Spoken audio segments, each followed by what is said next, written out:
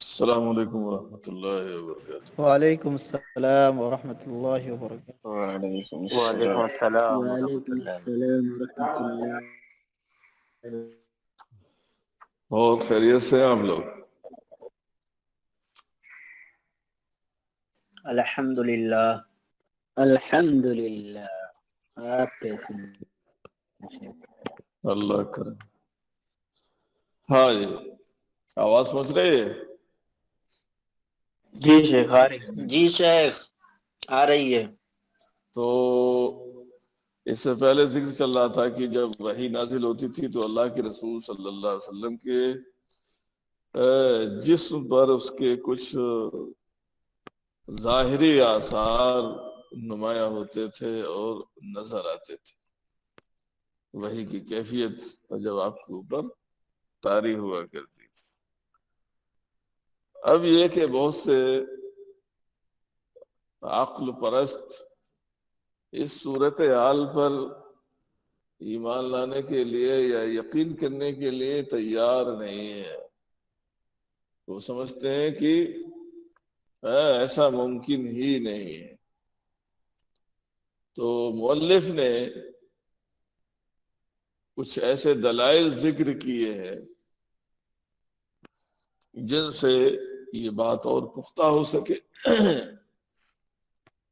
کہ اس طرح کی صورتحال پیدا ہونا یہ اللہ کے رسول صلی اللہ علیہ وسلم کے بس میں اور آپ کے اختیار میں نہیں تھا۔ جیسا کہ مشرکین بھی یہ کہتے تھے کہ آپ اپنی طرف سے قرآن بنا لیتے ہیں، اور یہی بات اور جو عقل پرست ہیں وہ بھی کہتے ہیں کہ اللہ کے رسول صلی اللہ علیہ وسلم اپنی عقل اپنے دماغ سے چیزیں گھڑ گھڑ کے پیش کیا کرتے تھے۔ تو اس طرح کے جو شکوک و شبہات ہیں ان کو دور کرنے کی مؤلف نے کوشش کی ہے۔ اس تعلق سے کہتے ہیں صدق ظاہرۃ الوحی، وحی کی جو ظاہری شکل و صورت تھی، جو صورت حال تھی، وہ اس کا سچ ہونا ثابت کرنا چاہتے ہیں کہ وہ سچی تھی، اس میں کوئی تکلف اور کوئی بناوٹ نہیں تھی کہ اللہ کے رسول صلی اللہ علیہ وسلم اپنی طرف سے کوئی بات کر لیتے۔ یہ ایک حقیقت تھی اور ایک سچی بات تھی کہ وہی اللہ کے رسول صلی اللہ علیہ وسلم کے اوپر آیا کرتی تھی اس طریقے سے۔ کہ ان هذه الظاہرۃ العجیبہ، کہ یہ عجیب صورتحال اللہ کے رسول کے پاس وحی کا آنا ایک عجیب صورتحال تھی۔ لا يمكن ان تكون متکلفۃ ولا مصنوعۃ، تو ایسا ممکن ہی نہیں ہے کہ اس میں کوئی تکلف پایا جاتا تھا اور اس میں کوئی بناوٹ پائی جاتی تھی، ممکن ہی نہیں ہے۔ لا سیما اذا تأملنا تلك الاصوات المختلطة التي كانت تسمع عند الوجه النبوي الشریف، اور خاص طور سے اگر ہم غور کریں وہ مخلوط آوازیں، یا بعض حدیثوں میں جو کہہ لیجیے بھنبھناہٹ کی کیفیت بیان کی گئی ہے وحی کی، تو مخلوط یا نہ سمجھنے والی جو آوازیں ہوتی تھیں جو سنائی دیتی تھیں کہاں؟ اللہ کے رسول صلی اللہ علیہ وسلم کے چہرے کے پاس۔ جب وحی آپ کے اوپر نازل ہوتی تھی تو اس سے ایک آواز پیدا ہوتی تھی، ایسا لگتا تھا کہ بہت سارے لوگ بول رہے ہیں لیکن وہ آواز سمجھ میں نہیں آتی تھی۔ تو اس پر اگر غور و فکر کیا جائے تو اس سے یہ بات سمجھ میں آتی ہے کہ یہ اختیاری چیز نہیں تھی کہ اللہ کے رسول اپنی طرف سے یہ کیفیت یہ صورتحال پیدا کر لیتے ہوں، اس میں کوئی تکلف اور کوئی بناوٹی چیز نہیں تھی۔ وَلَوْ كَانَتْ صِنَاعَةً وَتَكَلُّفًا لَكَانَتْ طَوْعَ يَمِينِهِ، اگر یہ چیز بناوٹی ہوتی اور اس میں تکلف ہوتا تو کہتے ہیں کہ لَكَانَتْ طَوْعَ يَمِينِهِ، تو یہ چیز کیا ہے؟ آپ کے دائیں ہاتھ کے تابع ہوتی. تعایتو تعون کی معنی تابع ہونا. تو عربی والے طوع یمین ہی کہتے ہیں، جسے آپ اردو میں ایک محاورہ استعمال کیا جاتا ہے، جو چیز بہت آسان ہو کسی کے لیے کیا کہتے ہیں اس کے لیے؟ دائیں ہاتھ کا کھیل. ہاں؟ دائیں ہاتھ کا کھیل ہے. بائیں ہاتھ کا کھیل، وہی تعبیر ہے یہ. تو اگر یہ چیز بناوٹی ہوتی ہے، اس میں تکلف ہوتا تو یہ آپ کا بائیں ہاتھ کا کھیل ہوتا، آپ کو کوئی پریشانی نہیں ہوتی، جب چاہتے ایسا کر لیتے، لیکن ایسا نہیں تھا. فَكَانَ لَا يَشَاءُ يَوْمًا أَن يَأْتِيَ بِقُرْآنٍ جَدِيدٍ إِلَّا جَاءَ بِهِ مِنْ هَذَا الطَّرِيقِ. تو اللہ کے رسول صلی اللہ علیہ وسلم جس دن بھی چاہتے نئے قرآن کو لانا، کہ نیا قرآن لایا جائے، تو اللہ کے رسول صلی اللہ علیہ وسلم اسی طریقے سے لا سکتے تھے جس کو لانے کے آپ عادی ہو چکے تھے. جب بھی ضرورت پڑتی آپ قرآن اپنی طرف سے لے آتے، نئی آیات، نئی چیزیں آپ پیش کر سکتے تھے. لیکن ایسا نہیں ہوتا تھا. بہت دفعہ ایسا ہوتا تھا کہ اللہ کے رسول چاہتے تھے کہ قرآن نازل ہو، کچھ مشکلات، کچھ پریشانیاں آپ کے سامنے ہوا کرتی تھیں جن کا حل آپ قرآن کے ذریعے سے چاہتے تھے، لیکن اس کے باوجود قرآن نازل نہیں ہوتا تھا. تو اگر آپ کے اختیار میں ہوتا تو آپ جب چاہتے نیا قرآن، نئی آیتیں لوگوں کے سامنے پیش کر سکتے تھے، لیکن ایسا تھا نہیں. وَإِلَيْكَ بَعْضَ الْأَدِلَّةِ عَلَىٰ أَنَّ الْوَحْيَ أَمْرٌ لَا يَعُودُ إِلَى النَّبِيِّ صلی اللہ علیہ وسلم. کہتے ہیں کہ آپ کی خدمت میں کچھ ایسے دلائل ہم پیش کر رہے ہیں جن سے یہ بات معلوم ہوتی ہے کہ وحی ایک ایسا معاملہ ہے جس کا اختیار اللہ کے رسول صلی اللہ علیہ وسلم کے پاس نہیں تھا. امر لا یعود الی النبی صلی اللہ علیہ وسلم، کہ ایسا معاملہ ہے جو اللہ کے رسول کے اختیار کی جانب نہیں لوٹتا ہے، یعنی آپ کے اختیار میں یہ بات نہیں تھی. اس کے کچھ دلائل ہیں. تو آپ سے پوچھے جا سکتے ہیں کہ اس بات کے کیا دلائل ہیں کہ وحی کا معاملہ اللہ کے رسول صلی اللہ علیہ وسلم کے بس میں اور آپ کے اختیار میں نہیں تھا. تو دیکھیے، پہلی دلیل کہ وحی کا معاملہ اللہ کے رسول صلی اللہ علیہ وسلم کے اختیار میں نہیں تھا، اس کی پہلی دلیل یہ ہے. کیا ہے؟ کانت تنزل بالنبی صلی اللہ علیہ وسلم نوازل یتطلب لها حلا. تو نوازل ایک لفظ ہے، نوازل جمع ہے نازلۃ، اور نازلہ کہا جاتا ہے سخت مصیبت کو، یا بڑی آفت کو، یا نئے حادثے، نئے واقعے کو نوازل کا نام دیا جاتا ہے. تو اللہ کے رسول صلی اللہ علیہ وسلم کے ساتھ بہت دفعہ ایسا ہوتا تھا کہ نئے نئے حادثے، نئے نئے واقعے آتے رہتے تھے، پیش ہوتے رہتے تھے. یتطلب لها حلا، جو تقاضا کرتے تھے کس چیز کا؟ کہ ان مسائل کا کوئی حل ہونا چاہیے. تو ایسے حادثات، ایسے واقعات پیش آتے رہتے تھے اللہ کے رسول کے ساتھ، جو اس بات کا تقاضا کرتے تھے کہ ان کا کوئی حل ہونا چاہیے. وَكَذَلِكَ كُلُّ مَنْ حَوْلَهُ، اور اللہ کے رسول ہی کا مسئلہ نہیں تھا، اللہ کے رسول کے ارد گرد جو اور لوگ تھے ان کے ساتھ بھی حادثات پیش آتے رہتے تھے، اور جو اس بات کا تقاضا کرتے تھے کہ ان حادثات کا، ان مسائل کا کوئی جواب ہونا چاہیے، کوئی حل ہونا چاہیے. وَلَكِنَّهُ لَا يَجِدُ فِي شَأْنِهَا قُرْآنًا يَقْرَؤُهُ عَلَى النَّاسِ. لیکن ان شانہا میں ضمیر مؤنث کی ہے نوازل کے لیے، لیکن ان حادثات کے سلسلے میں اللہ کے رسول کوئی ایسا قرآن نہیں پاتے تھے جسے وہ لوگوں کو پڑھ کر سنا سکے.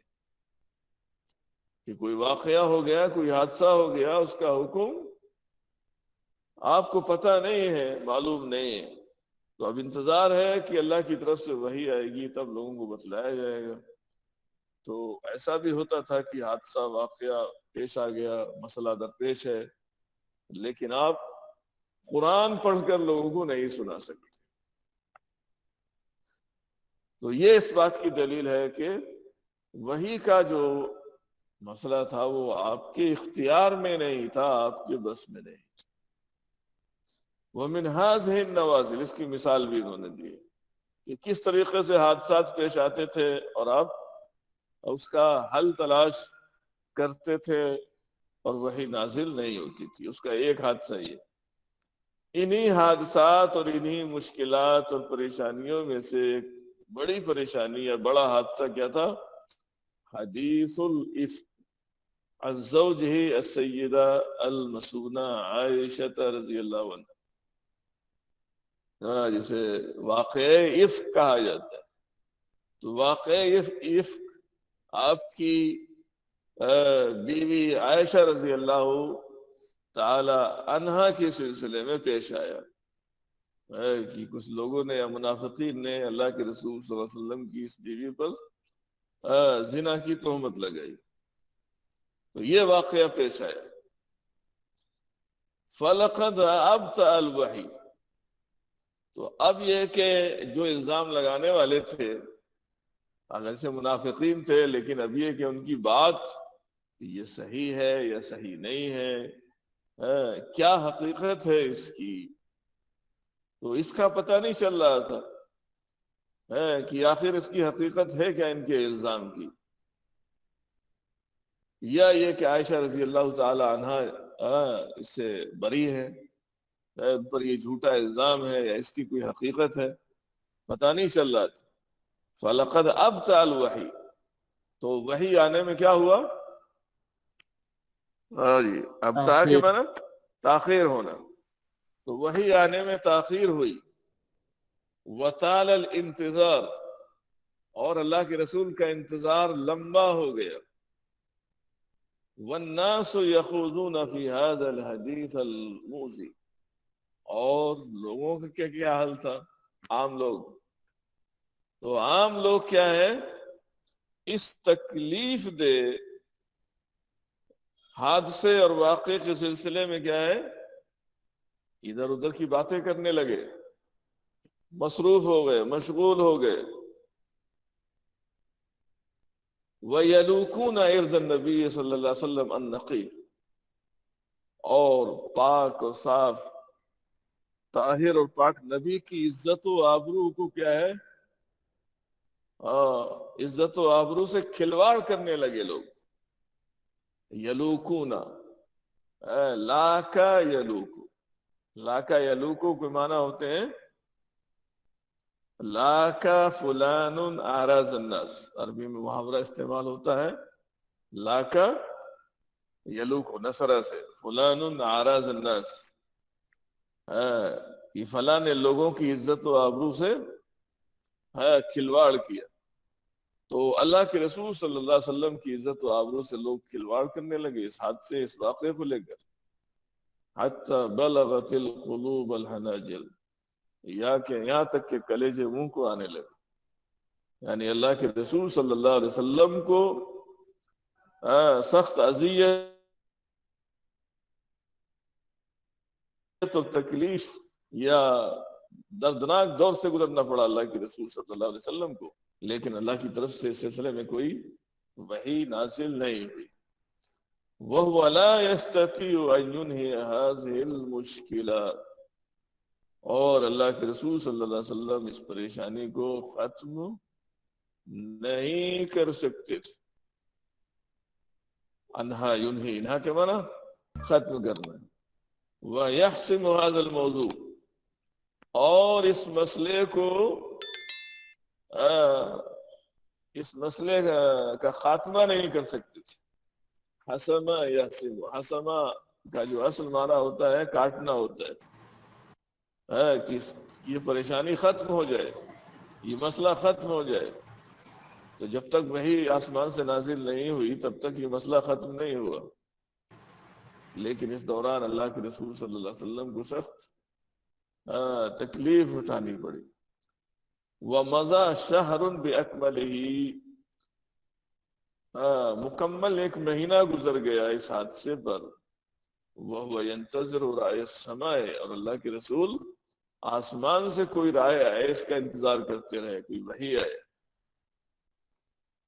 وَمَا زَادَ عَلَىٰ أَنْ قَالَ لَهَا آخِرَ الْأَمْرِ، تو آپ انتظار کرتے رہے، اور انتظار کرتے کرتے اللہ کے رسول صلی اللہ علیہ وسلم نے آخر کار عائشہ رضی اللہ تعالی عنہ سے صرف اتنا کہا. کیا کہا؟ یا عائشہ تو اما انہو بلغنی کذا و کذا، عائشہ سن لو کہ تمہارے تعلق سے مجھ تک ایسی ایسی باتیں پہنچی ہیں. فَإِن كُنْتَ بَرِيئَةً، اگر آپ بری ہیں ان سارے الزامات سے، ان باتوں سے، فَسَيُبْرِئُكَ اللَّهُ، تو ان قریب اللہ تعالیٰ آپ کو کیا ہے؟ بری قرار دے دے گا. وَإِن كُنْتَ أَلْمَمْتَ بِذَنْبٍ فَاسْتَغْفِرِ اللَّهَ، اور اگر واقعی تم سے کوئی گناہ کا کام ہو گیا ہے، فَاسْتَغْفِرِ اللَّهَ، تو اللہ تعالیٰ سے توبہ اور استغفار. اتنا کہا اللہ کے رسول صلی اللہ علیہ وسلم نے، اور پھر بھی انتظار کیا کہ آسمان سے کوئی وحی آئے گی. اگر اللہ کے رسول کے اختیار اور بس میں ہوتا نیا قرآن لانا، اپنی جانب سے قرآن گھڑنا، یا وحی اپنی طرف سے بنا کے پیش کر دینا، تو آخر ایک مہینے تک اتنی تکلیف، اتنی پریشانی اٹھانے کی کیا ضرورت تھی؟ اللہ کے رسول صلی اللہ علیہ وسلم تو جیسے ہی یہ حادثہ پیش آیا تھا ویسے ہی آپ اپنی طرف سے کیا کرتے؟ اعلان کر دیتے کوئی چیز گھڑ کے اپنی جانب سے کہ یہ سب جھوٹ ہے، غلط ہے. لیکن آپ نہیں کر سکتے تھے ایسا، اس لیے کہ یہ چیز آپ کے اختیار میں نہیں تھی. هذا كلام رجل من البشر لا يعلم الغيب، تو یہ ایک انسان کا کلام ہے.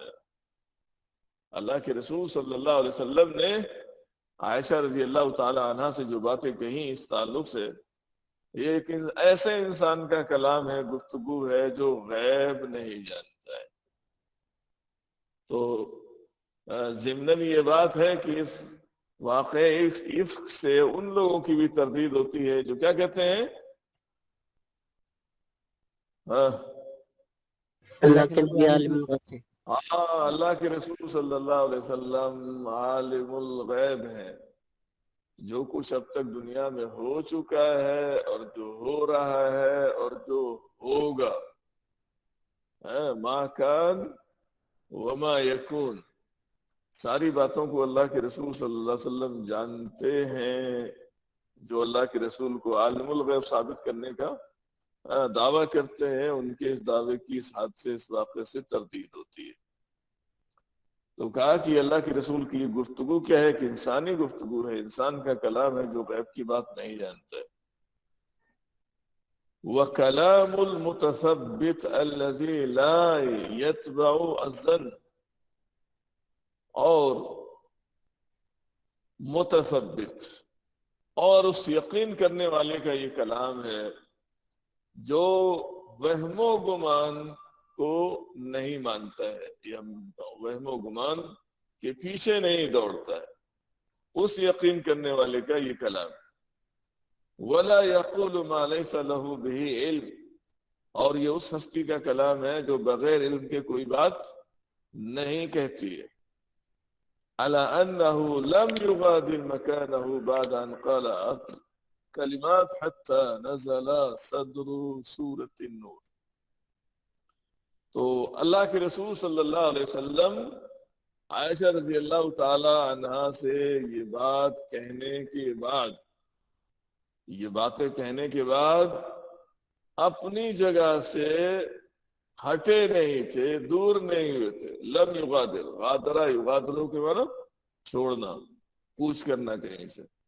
تو اللہ کے رسول یہ باتیں عائشہ سے کہنے کے بعد اپنی جگہ پر ہی تھے کہ اتنے میں کیا ہوا؟ سورہ نور کی جو ابتدائی آیات ہیں وہ نازل ہوئی. سورہ نور کا جو ابتدائی حصہ ہے وہ نازل ہوا. حتی نزل صدر سورۃ النور. کیا تھا اس میں؟ معلنا براءتہا، عائشہ رضی اللہ تعالیٰ عنہ کی برات کا اعلان کرتے ہوئے. اس میں عائشہ رضی اللہ تعالیٰ عنہ کی برات کا اعلان تھا. وَمُصْدِرًا الْحُكْمَ الْمُبْرَمْ بِشَرَفِهَا وَطَهَارَتِهَا. اور اس میں کیا تھا؟ الحکم المبرم. مبرم کے معنی پختہ. پختہ، یقینی. تو پختہ اور یقینی حکم تھا کس بات کا؟ کہ عائشہ رضی اللہ تعالی عنہ کا مقام بہت اونچا ہے اور وہ پاک اور صاف ہے. ان کے اوپر جو الزامات لگائے گئے ہیں یا زنا کی تہمت لگائی گئی ہے اس کی کوئی حقیقت نہیں ہے. تو یہ اعلان اللہ تعالیٰ کی طرف سے عائشہ رضی اللہ تعالیٰ عنہ کے لیے آیا. فَمَاذَا كَانَ يَمْنَعُهُ. اب یہاں یہ سوال پیدا ہوتا ہے کہ اگر قرآن گھڑنا یا وحی اپنی جانب سے پیش کرنا اللہ کے رسول کے بس میں تھا، اختیار میں تھا، تو آپ نے ایسا کیوں نہیں کیا؟ فَمَاذَا كَانَ يَمْنَعُهُ. تو کون سی چیز آپ کو روک رہی تھی؟ لَوْ أَنَّ أَمْرَ الْقُرْآنِ إِلَيْهِ. اگر قرآن کو پیش کرنے کا معاملہ اللہ کے رسول کے اختیار میں تھا تو کون سی چیز تھی جو روک رہی تھی آپ کو؟ کس بات سے؟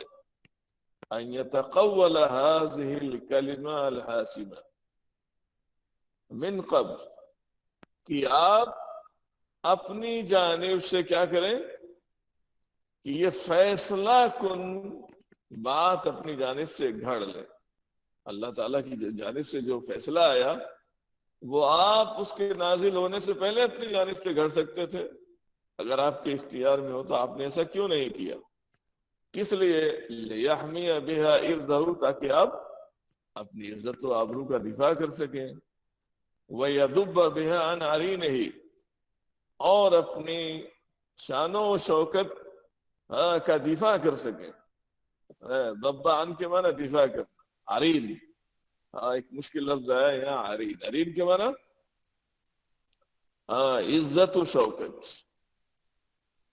عرین کے معنی عزت و شوکت. تو اللہ کے رسول صلی اللہ علیہ وسلم انتظار کیوں کرتے؟ بلکہ پہلے ہی اپنے دفاع میں کچھ پیش کر سکتے تھے تاکہ اتنی بدنامی نہ ہو. وَيَقْطَعُ بِهَا أَلْسِنَةَ الْقَاذِفِينَ، اور اس کے ذریعے سے کیا کرتے؟ اپنی جانب سے باتیں گھڑ کے کیا کرتے؟ جو الزام لگانے، زنا کی تہمت لگانے والے ہیں ان کی زبانوں کو کاٹ دیتے. جو اندازے سے گفتگو کرنے والے تھے، متخرسین، جو اٹکل پچو سے آپ کی بیوی کے بارے میں غلط باتیں کر رہے تھے. وَيَنْسِبُهَا إِلَى الْوَحْيِ، تو آپ اس طرح کی فیصلہ کن کوئی بات اپنی جانب سے گھڑ کے کیا کرتے؟ ان باتوں کو آپ وحی کی جانب منسوب کر دیتے کہ یہ اللہ کی جانب سے وحی آئی ہوئی.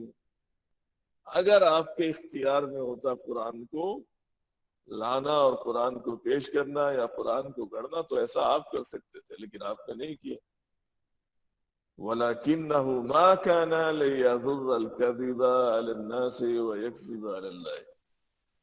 تو آپ نے کیوں ایسا نہیں کیا؟ لیکن اللہ کے رسول صلی اللہ علیہ وسلم لوگوں پر جھوٹ کو پھیلا نہیں سکتے تھے. ذرہ یا ذرہ الشیء کہا جاتا ہے کسی چیز کو پھیلانا، بکھیرنا یا چھڑکنا. لیکن اللہ کے رسول صلی اللہ علیہ وسلم لوگوں پر جھوٹ کو پھیلا نہیں سکتے تھے. وَيَكْذِبُ عَلَى اللَّهِ، اور جھوٹ کو پھیلا کر اللہ پر جھوٹ نہیں بول سکتے تھے. اس لیے اللہ کے رسول نے 1 مہینے تک وحی آنے کا انتظار کیا. تو اس سے بھی یہ بات معلوم ہوتی ہے کہ وحی کی جو صورتحال تھی وہ آپ کے بس میں، آپ کے اختیار میں نہیں تھی. اس میں کسی طرح کا کوئی تکلف، کوئی بناوٹ موجود نہیں تھی. یہ سب اللہ تعالیٰ کی جانب سے تھا. دوسری دلیل اس بات کی، اور اس سلسلے میں کئی آیتیں انہوں نے ذکر کی ہیں. دیکھیے کیا ہے. وفی مرات اخرى كان يجيءه القول فيها على غیر ما يحبه ويهواه. کہتے ہیں فی مرات اخرى، تو دوسری کئی دفعہ ایسا ہوا کہ اللہ کے رسول صلی اللہ علیہ وسلم کے پاس کوئی بات، جو حادثات ہوتے تھے، فیہا فی النوازل، جو حادثات پیش آتے تھے ان کے بارے میں کوئی بات آپ کے پاس آتی تھی. لیکن کیسے آتی تھی؟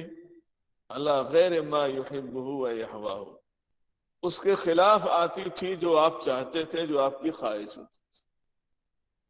تو بہت دفعہ ایسا ہوتا تھا کہ کوئی حادثہ، کوئی واقعہ پیش آیا، اس کے بارے میں اللہ کی جانب سے وحی آئی، لیکن وہ وحی کیا ہے؟ آپ کی خواہش اور آپ کی چاہت کی کیا ہوتی تھی؟ مخالف ہوتی تھی. وہ اتنا ہی نہیں مخالف ہوتی تھی، بلکہ وَيُخَطِّئُهُ فِي الرَّأْيِ يَرَاهُ، اور جو بات آپ کے پاس آتی تھی اللہ کی جانب سے، وہ اللہ کے رسول صلی اللہ علیہ وسلم کی اس رائے کو جو آپ مناسب سمجھتے تھے، اس کو غلط قرار دے دیتے تھے کہ اس مسئلے میں آپ کی رائے درست نہیں ہے. ایسا بھی ہوتا تھا. وَيَأْذَنُ لَهُ فِي الشَّيْءِ لَا يَمِيلُ إِلَيْهِ، اور اللہ کے رسول صلی اللہ علیہ وسلم کو آسمان سے جو وحی آتی تھی وہ کیا کرتی تھی؟ اللہ کے رسول کو ایسی چیز کے سلسلے میں اجازت دے دیتی تھی یا حکم دیتی تھی لا یمیل الیہ، جس کی جانب آپ کا میلان اور رجحان نہیں ہوتا تھا. پھر بھی حکم آتا تھا کہ آپ کو یہی کرنا ہے. فَمِن ذَلِكَ قَوْلُهُ، تو اسی قبیل سے اللہ رب العزت کا یہ قول ہے. کیا ہے؟ اللہ تعالیٰ کا ارشاد ہے کہ ایک چیز اللہ کے رسول صلی اللہ علیہ وسلم ظاہری طور سے نہیں چاہتے تھے، لیکن دل میں اس کی خواہش تھی، تو اللہ رب العزت نے اس کو لوگوں کے سامنے ظاہر کر دیا. کیا ہے؟ اللہ کا ارشاد ہے وَتُخْفِي فِي نَفْسِكَ مَا اللَّهُ مُبْدِيهِ وَتَخْشَى النَّاسَ وَاللَّهُ أَحَقُّ أَن تَخْشَاهُ. کہا کہ تخفی فی نفسک ما اللہ مبدی، کہ آپ اپنے دل میں وہ بات چھپا رہے ہیں جسے اللہ تعالیٰ ظاہر کرنا چاہتا ہے. وَتَخْشَى النَّاسَ، اور آپ لوگوں سے ڈر رہے ہیں. تو اللہ کے رسول صلی اللہ علیہ وسلم دل میں کیا بات چھپا رہے تھے؟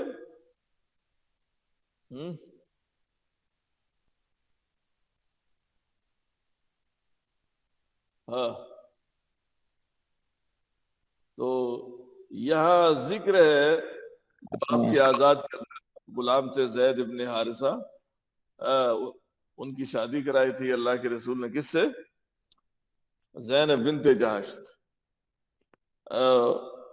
اور اللہ کے رسول کی جب بن رہی اور ان کا نباہ نہیں ہو سکا، تو اللہ کے رسول کی یہ خواہش تھی کہ اگر ان میں آپس میں نہیں بن رہی ہے اور ان کو طلاق ہوتی ہے تو میری خواہش ہے کہ میں شادی کر لوں زینب سے، لیکن دوسری طرف یہ اندیشہ، یہ خوف کی لوگ کیا کہیں گے کہ محمد نے اپنے منہ بولے بیٹے کی بیوی سے شادی کر لی۔ عربوں کے یہاں تو یہ رواج ہی نہیں تھا، اور اللہ تعالیٰ اس رواج کو کیا ہے ختم کرنا چاہتے کہ کسی کو منہ بولا بیٹا بنا لیا جائے۔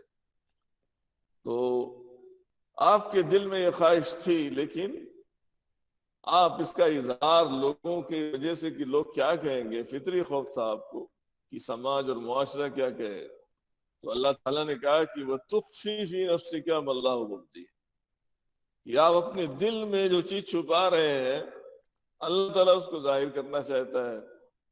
وہ تخشى الناس، اور آپ لوگوں سے ڈرے، واللہ احق ان تخشى، اور اللہ تعالیٰ زیادہ حقدار اس بات کا کہ آپ اس سے ڈرے۔ تو ایک چیز تھی اللہ کے رسول اس کو ظاہر نہیں کرنا چاہتے تھے، لیکن اللہ رب العزت نے اس کو ظاہر کر دیا۔ تو اگر ایسی بات ہوتی کہ اللہ کے رسول اپنی طرف سے وہی گھڑتے تھے یا قرآن گھڑتے تھے تو اپنے ہی خلاف کیوں گھڑتے ایسی چیز؟ اسی طریقے سے وہ قولہ تعالی، دوسری مثال، عفا اللہ عنک لما اذنت لهم حتى يتبين لك الذين صدقوا وتعلم الكاذبين۔ تو اس سے پہلے جو آیت ہے غزوہ تبوک سے ان آیات کے تعلق، تو غزوہ تبوک میں اللہ کے رسول صلی اللہ علیہ وسلم نے عام اعلان، ہاں جی غزوہ تبوک کا ہی کا ذکر ہے نا، اس سے پہلے کیا ہے قاری صاحب حضرات کیا ہے کچھ پڑھے آیا ہے اس سے پہلے؟ ہاں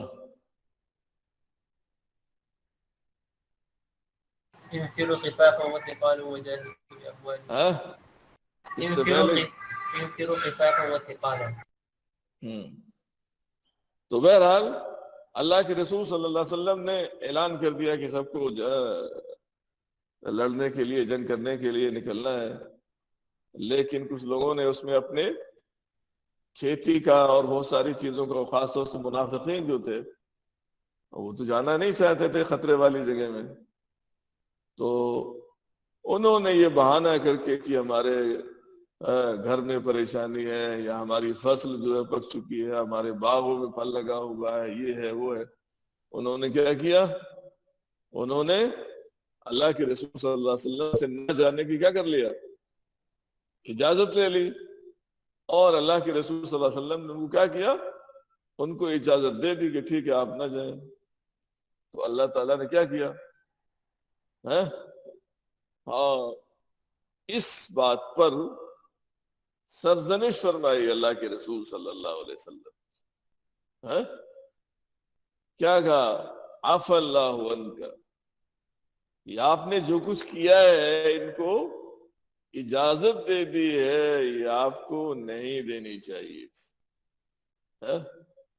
اللہ، لیکن یہ کہ اللہ تعالیٰ نے اعلان کر دیا کہ عفا اللہ عنک، اللہ نے آپ کو معاف کر دی ہے، یہ جو لغزش ہوئی ہے آپ سے اس پر معاف کر دیا۔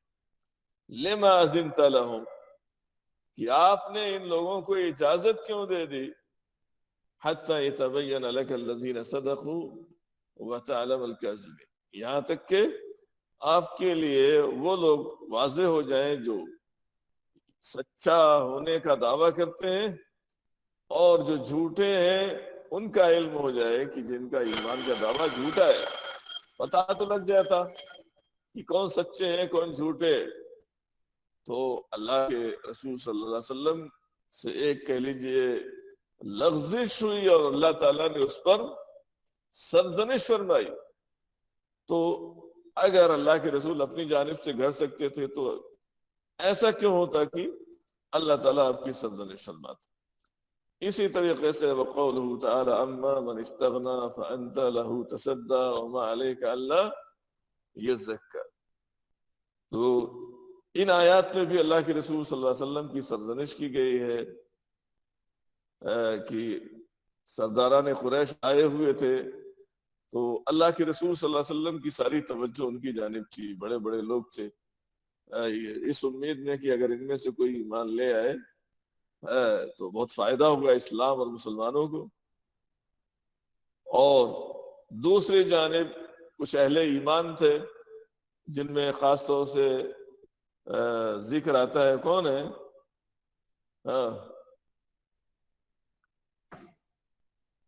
ہاں جی، سورہ عبس کے عبداللہ ابن ام مکتوم. تو ان کا تذکرہ آتا ہے انہی کے تعلق سے. تو اللہ تعالیٰ نے اللہ کے رسول صلی اللہ علیہ وسلم کی سرزنش فرمائی کہ اما من استغنی فانت له تصدی، جو اپنے آپ کو بے نیاز سمجھتا ہے اور ایمان کی طرف اس کا کوئی رجحان، کوئی میلان، کوئی رغبت ہی نہیں ہے، فانت له تصدی، تو آپ اس کے پیچھے پڑے ہوئے ہیں کہ نہیں؟ تو آپ نے پاکیزگی کا راستہ کیوں اختیار نہیں کیا؟ لیکن کہا کہ وہ شخص جو آپ کے پاس آیا ہے اور اللہ کا خوف اس کے دل میں ہے، آپ اس سے منہ پھیرے ہوئے ہیں، تو ایسا نہیں.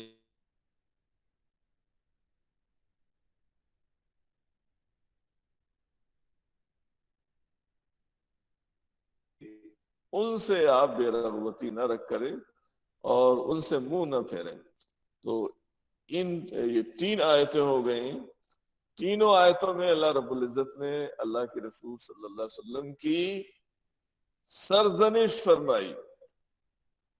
تو اگر اللہ کے رسول وہی اپنی طرف سے گھڑ سکتے تھے تو یہ سرزنش اور یہ اللہ کی طرف سے ڈانٹ سننے کی کیا ضرورت تھی؟ کوئی ایسی بات اپنی طرف سے بنا کے کہہ سکتے تھے جس میں یہ اس طرح کی بات نہ ہوتی، یہ سرزنش موجود نہ ہوتی، لیکن آپ نے ایسا نہیں کیا. تو اس سے بھی یہ معلوم ہوتا ہے کہ یہ وحی کا جو مسئلہ تھا یہ اللہ کے رسول صلی اللہ علیہ وسلم کے اپنے بس میں، اپنے اختیار میں نہیں تھا. ہاں جی، گھنٹی کا ٹائم شاید ختم ہو گیا. پوچھنا ہے کسی کو کچھ؟ ما كان ليضر الكذب على الناس ذرا يضر، باب نصرہ سے ذرہ یضر، ذرہ الشیء کہا جاتا ہے کسی چیز کو پھیلانا، بکھیرنا.